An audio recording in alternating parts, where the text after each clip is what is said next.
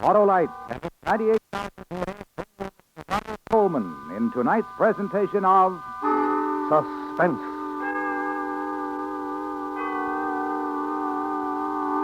Tonight, Autolite brings to life one of the most famous detectives in literature as we dramatize E.C. Bentley's classic novel of deduction, Trent's Last Case. Our star, Mr. Ronald Coleman.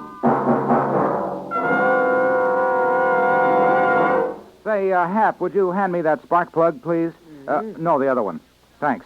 Well, they both look alike to me, Harlow. Well, they do look alike, Hap, but there's a big difference. This one is ignition engineered. That means it's built by Autolite, the people who really know spark plugs. Now, what makes you say that, Harlow? Why, Autolite makes complete electrical systems specified as original equipment on many leading makes of our finest cars. That means that Autolite engineers specialize in ignition. And because spark plugs are the very heart of a car's ignition system, they just naturally design spark plugs to give you the smoothest performance money can buy. I guess I better be mighty sure I get only ignition-engineered Autolite spark plugs from now on. Eh, Harlow? Right, Hap, because when you have ignition-engineered Autolite spark plugs in your car, truck, or tractor, you have the finest spark plugs money can buy. So, friends, be sure you get the very best by insisting on standard or resistor type ignition-engineered Autolite spark plugs. They're world famous for quality and performance, and they're made by the world's largest independent manufacturer of automotive electrical equipment. And remember, from bumper to tail light, you're always right with Autolite. And now, Autolite presents E.C. Bentley's Trent's Last Case, starring Mr. Ronald Coleman, hoping once again to keep you in suspense.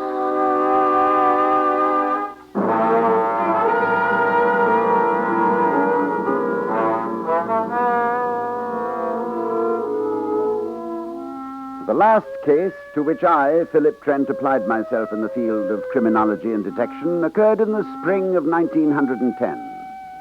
I must acknowledge that the intricacies of the crime were worthy of the brain of Sigsbee Manderson. This colossus among financial giants had manipulated power and wealth in every corner of the world. He centralized industries of continental scope, smashed families and fortunes, and along with each dollar, he accumulated an enemy. When Sigsbee Manderson was murdered, the world lost nothing worth a single tear. The day of his death, Sir James Malloy, publisher of the London Record, asked me to cover the case for his paper. I agreed and immediately took the train to Bishopsbridge.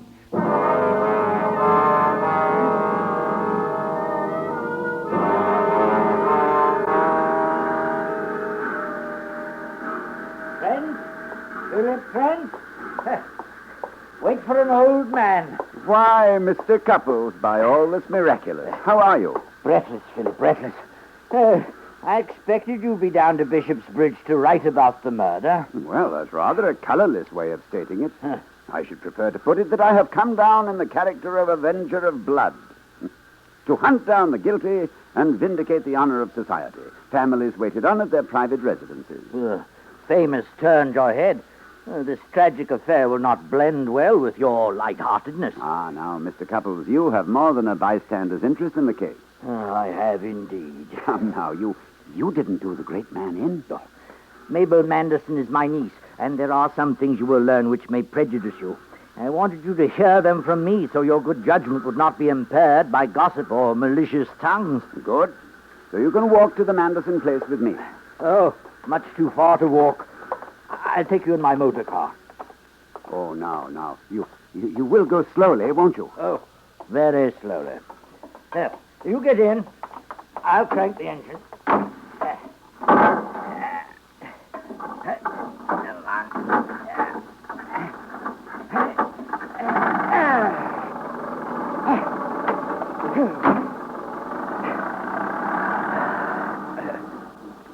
Now, how about your niece? My niece had been married to Manderson for 5 years. They got along rather well, despite the difference in their ages. She was just 18 when they married, and he close to 50. Several months ago, for no apparent reason, he began to treat her miserably. He was surly, contemptuous, and insulting. When she could bear it no longer, she turned to me. I offered to speak to him, demand an explanation for his outrageous behavior. Why didn't she speak to him herself?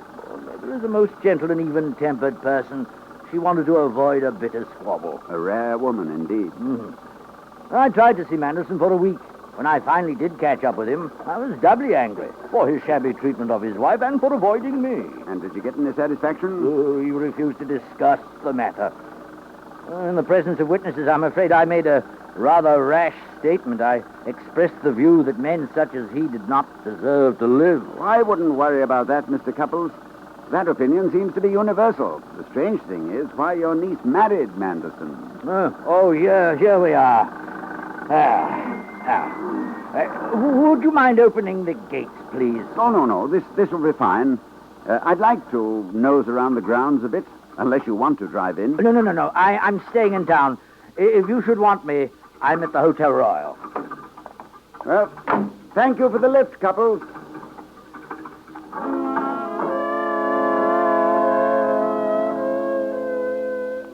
I passed through the gates and walked the path between tall walls of hedges.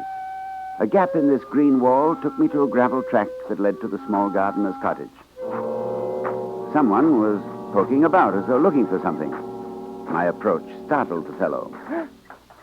This is private property. What are you doing here? My name is Trent. And you? John Marlowe. Oh, yes. Secretary to Mr. Manderson, I believe. You seem to have lost something. Perhaps I can help you look. No, I was just hoping I could find something here. Something that the murderer may have dropped. This is where Manderson's body was found. Ah. And have you found anything? No, I really didn't expect to. I've just been so... Upset? Bereaved? Devastated by the master's death? Frankly, no. I'm limp, that's all. I've been up all night, driving. Haven't had any sleep. You should do your driving during the day. Mr. Manderson had sent me on an urgent errand to Southampton just before he was killed. Oh, then you weren't around when the deed was done. I have accounted for myself to Inspector Murch. But now that your employment here has come to an abrupt end, do you plan on leaving Bishopsbridge? Mrs. Manderson has asked me to stay, to clear up various papers and loose ends. Oh, well, then I shall see you about. You shall. Mr. Trent, I would like to offer a suggestion. Snoop around if you must, but leave Mrs. Manderson alone. I've already heard that she is a most fragile creature. But have no worries, Mr. Marlowe. I am gentle as a bird.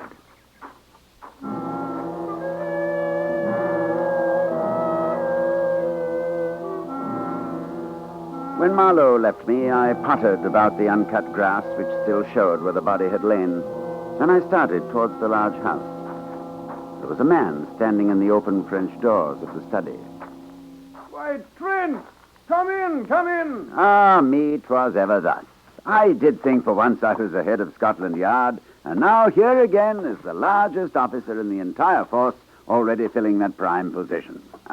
How are you, Murch? Earning my wages, Trent? Ah, then you've arrested the bloke what done the old fellow in? Good work. Oh, no, I didn't say that.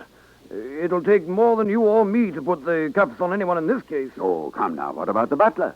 And the upstairs maid, the cook, the gardener? Why, the place must be teeming with likely suspects. That's the trouble. Manderson was not what I'd call a lovable chap. Too many suspects.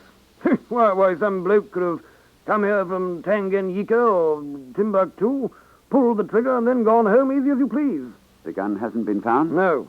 I have the bullet here, a .32. Such a small bullet to have ruined such a large brain. Any powder burns? None. The gun was fired from a distance of about 5 feet. The medical examiner has fixed the time of death at about midnight. Where's the body? At Ackerman's mortuary in town. I have a photograph here, taken where the body was found. Let me see. Best dressed corpse I've ever seen. Except for the shoes. The shoes? Well, why, they're very expensive and practically new.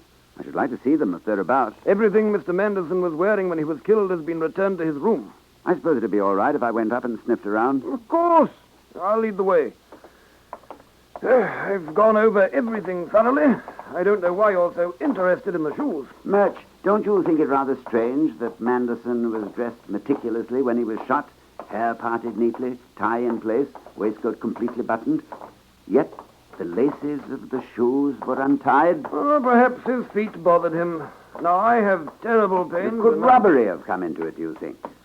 Anything missing from Manderson's pockets or from the house? No. As a matter of fact, Manderson's wallet was overstuffed with about £5,000.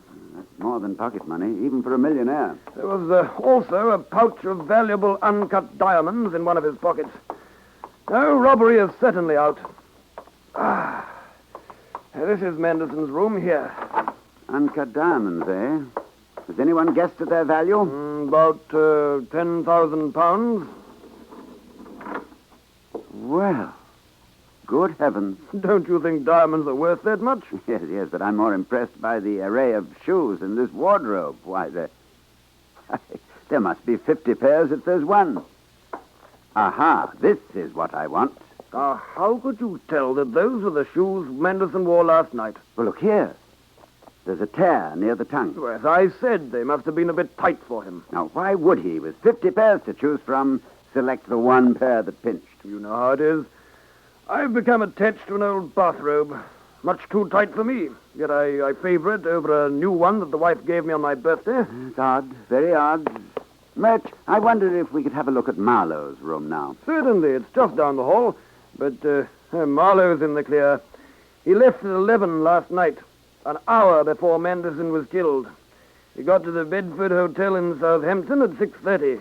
Couldn't possibly have made the drive in less than 7.5 hours. What was the errand Manderson sent him on? He was to meet Mr. Harris and give him a package. Some big secret business affair of Manderson's, I imagine. And Marlowe delivered the package and returned to Bishopsbridge? He returned without making the delivery. Harris didn't appear. You might at least knock before intruding. Oh, I'm sorry, Marlowe. I thought the room was unoccupied. No offense, Mr. Marlowe. Trent here is working on the case. You might call this visit official police business. I've told you all I can. If you don't mind, I'd like to nap. Marlowe, when you first went to work for Manderson, did he require a graduate of Oxford? All he wanted was a capable secretary. But you were at Oxford. I was. Marvelous place, Oxford. Gave us a great school and a fine style of shoe. By the way, Marlowe, what size shoe do you wear? Inspector, if you don't remove this gentleman, I shall report this to the authorities. Oh, come off it, Mr. Marlowe. Let's indulge Mr. Trent in a question or two. I wear size 10C. Thank you. Marlowe, have you any idea what was in that package for Mr. Harris? No. Where is it now? A messenger came for it this morning. Do you have any idea who this Mr. Harris may be? Have you ever met him? No. Mr. Manderson had many private business arrangements about which I was kept in the dark. I was his secretary, not a business partner. Isn't it rather odd that an American would hire an English secretary? Well, not at all. Mabel... Mrs. Manderson is English. That is why Mr. Manderson lived in England a good part of the time.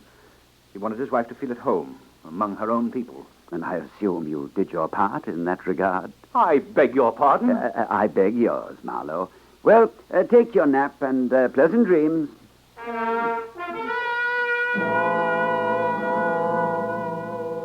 Inspector Murch went off to complete arrangements for the inquest, leaving me alone in this marble mausoleum of a house to wait for Mrs. Manderson. I then sent a telegram to Oxford University and requested an immediate reply to my inquiries about John Marlowe's undergraduate activities. Then I wrote my first dispatch for the London Record, setting forth everything I knew, but keeping to myself those suspicions which, I hope, would soon be confirmed. Since Mrs. Manderson didn't appear, I decided to have another look at the gardener's cottage. But a compelling force turned me instead towards the sound of the sea. Standing at the edge of the cliff, I watched the beautiful movements of water, the wash of a light sea over broken rock. And then my heart seemed to stop. Close to the point where the cliff dropped sheer, a woman of remarkable beauty was sitting, her face full of some distant dream. I knew who this woman must be, Mabel Manderson. She was at once everything that poets and painters have tried to express with pen and brush. Yet this woman, who appeared to be devoid of evil and incapable of murder, This woman, whose husband's death had made her the wealthiest of widows, wore on her lips a faint, yet unmistakable, smile.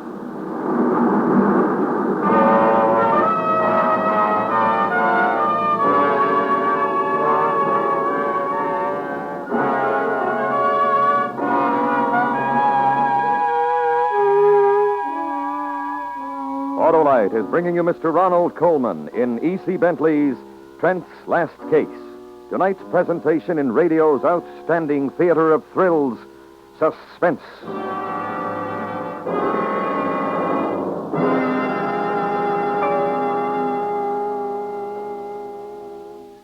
There's one thing I've learned, Harlow, and that's to make sure I get ignition-engineered Autolite spark plugs for my car every time. Well, you've learned a mighty important lesson, Hap, because money can't buy finer spark plugs, and that's proven every day by millions of car, truck, and tractor owners under all kinds of conditions. You see, Autolite spark plugs are designed by men who specialize in ignition. And because they know ignition, they know how important it is for spark plugs to work as a team with the complete ignition system. Is that why you say they're ignition-engineered, Harlow? Right you are, Hap. So, friends, treat yourself to the best. Ask for and insist on ignition-engineered Autolite spark plugs. They're world-famous for quality and performance. Ask your dealer for the standard or resistor type best suited to your car and your style of driving. And remember, from bumper to tail light, you're always right with Autolite.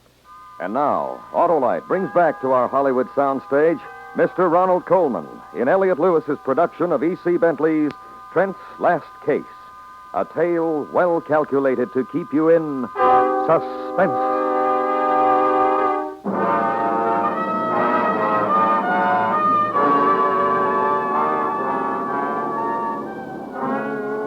To continue my narration of the peculiar circumstances surrounding the death of Sigsbee Manderson, the last case to which I, Philip Trent, applied myself, the sight of Mrs. Manderson at her sanctuary on the cliff had a most unsettling effect on me. I returned to the house and nervously paced the floor of the study for I don't know how long. When the door opened and my name was spoken, I stared stupidly. Mr. Trent? I am Mrs. Manderson. You are Mr. Trent, I believe. I believe, yes, Mr. Trent. Please sit down, Mr. Trent. I would like to help you in any way I can. Thank you. I'm sorry for inflicting myself upon you at this tragic time, Mrs. Manderson, but I have just a few questions. Last night, did your husband retire at the usual time? Yes, at 10:30. Then, sometime after 11, I heard him move about in his room, which adjoins mine. I called and asked him if anything were troubling him. He said no, he was just a bit restless and would ask Mr. Marlowe to take him for a drive to relax his nerves. And did the drive with Marlowe bring the desired result? Well, I thought so. At about midnight, I heard my husband return and asked if he felt better. He replied that he did, and that he'd sent Marlowe on an errand to Southampton. I see. Thank you. Your uncle, Mr. Couples, mentioned that Mr. Manderson behaved strangely towards you in the past month or so. Well, he did, rather. I put it down to the pressure of business that had begun to tell on him. And was he of a very jealous nature? He had no reason to be jealous. There were no quarrels? Differences of any kind? Not quarrels, really. My husband liked to spend money. I never learned to. My needs were modest. I've long feared that the large amount of cash my husband always had on hand was an invitation to burglars. And was he in the habit of carrying a pouch full of diamonds in his pocket? He often bought expensive jewels for me, but they were kept in the safe. Since they were not put to use by me, perhaps he had decided to dispose of them. Of course. I know this must be a harrowing experience for you, Mrs. Manderson, but you do want your husband's murderer brought to justice. I will help in any way I can.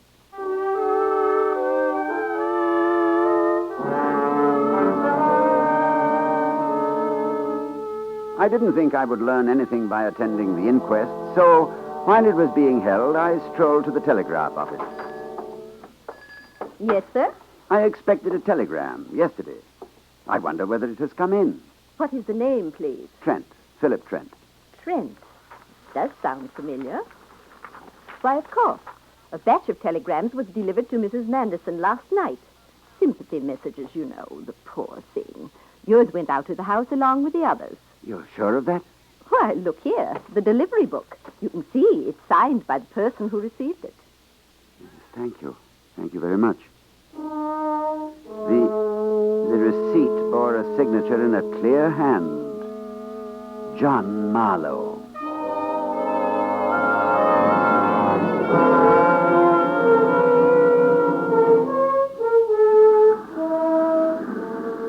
I found myself at the cliff again, and each crashing wave was like a hammer blow on my heart. I was certain of the contents of the telegram. Only one thing was not clear, and that was a motive. And each time the answer tried to insinuate itself into my mind, I consciously pushed it away. I could no longer look at the case impersonally. After the first sight of Mrs. Manderson sitting on this very rock while she gazed at the sea, I knew that she could be motive enough, innocent or not, for any deed, good or bad. This came for you last night. What? Why, you in the habit of skulking up on people? Why, I almost lost my footing. Be more careful. It's a long way down. Well, what are you waiting for? Surely you don't expect me to thank you for withholding my telegram since last night? You weren't here. You didn't expect me to chase over the countryside looking for you. All right. Thank you. I imagine you'll be leaving Bishopsbridge, Trent. The inquest jury returned a verdict of murder by persons unknown. Inspector Murch believes the crime was committed by a crank. You're a veritable storehouse of information, Marlowe. And now, if you'll excuse me. When Marlowe left me, I tore open the telegram. Response to your inquiry, John Marlowe, member of Dramatic Society.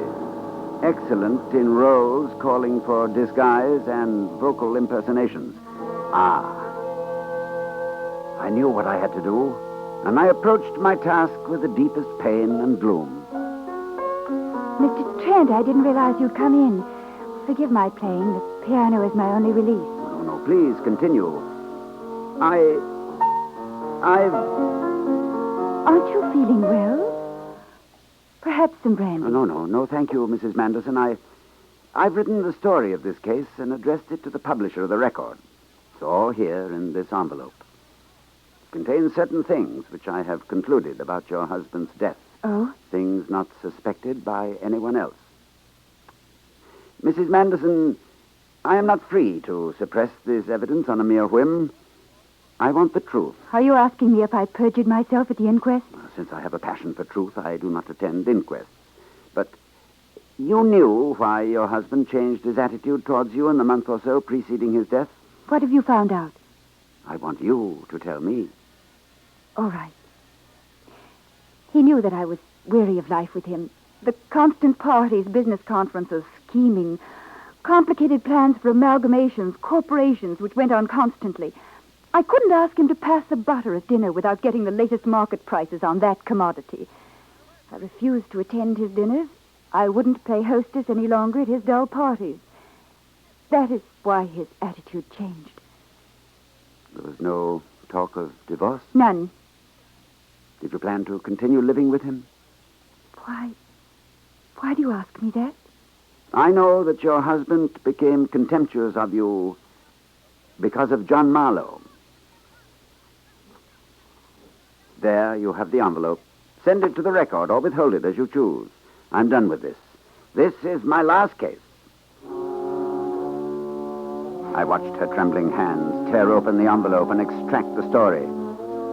The story that told how Marlowe had shot Manderson at 11 o'clock, had impersonated him at midnight, had worn the dead man's shoes to cover up his own footprints, and had been in such haste that he neglected to tie the laces when he returned them to the feet of the murdered man. I dared not guess how deeply Mrs. Manderson was involved in the plot, besides being the motive for it. I wanted to be done with the affair and get as far away as possible from the woman who now stood so near to me. I can't send this off, Mr. Trent. I'm sure you have good reason. The best. You are wrong. Impossible. I can prove that Marlowe masqueraded as your husband. Oh, listen, please. My husband sent Marlowe off to see a man who never existed. In the package addressed to the mythical Mr. Harris was my husband's wallet with £5,000 and the pouch of diamonds. He intended only to wound himself and then have Mr. Marlowe arrested for theft and attempted murder. Like you, my husband suspected there was something between Marlowe and me. There never was. Oh, Mrs. Manderson. When Marlowe started to drive off, he heard the shot and drove back. My husband was dead, a suicide. He realized then what my husband had planned. He replaced the wallet and diamonds in the pockets, then borrowed the shoes for reasons you guessed. They were torn because Marlowe's feet were a little too large for them. But you said you had seen Manderson at midnight. I said I had heard his voice. Marlowe's a good impersonator. He was trying to protect himself and me. Now, Mrs. Manderson, I couldn't have been that far from the solution. You were even further away, Trent. Why, Couples. Manderson was not a suicide. What? I killed him. Well, this is too ridiculous. I was out walking that night. I saw Marlowe drive off. Then I came upon Manderson just as he was about to shoot himself. I tried to stop him. We struggled. And during the struggle, the gun went off accidentally. How could I have been so wrong? I think I know why.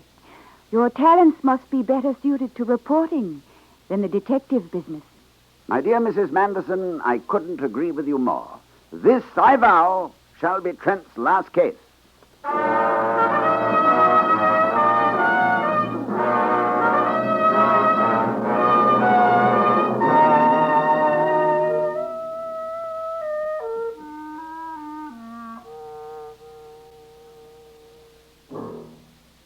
Suspense. Presented by Autolite. Tonight's star, Mr. Ronald Coleman. This is Harlow Wilcox speaking for Autolite, the world's largest independent manufacturer of automotive electrical equipment. In 28 plants from coast to coast, Autolite makes over 400 products for cars, trucks, tractors, planes, boats, and industry. These products include dial indicating and recording thermometers, bumpers, die castings, and batteries such as the famous Autolite Stay Full, ignition-engineered Autolite spark plugs, both standard and resistor types, voltage regulators, wire and battery cable, Autolite bullseye sealed beam units, and Autolite original service parts for all Autolite electrical systems. Autolite is proud to serve the greatest names in the industry. So, from bumper to tail light, you're always right with Autolite.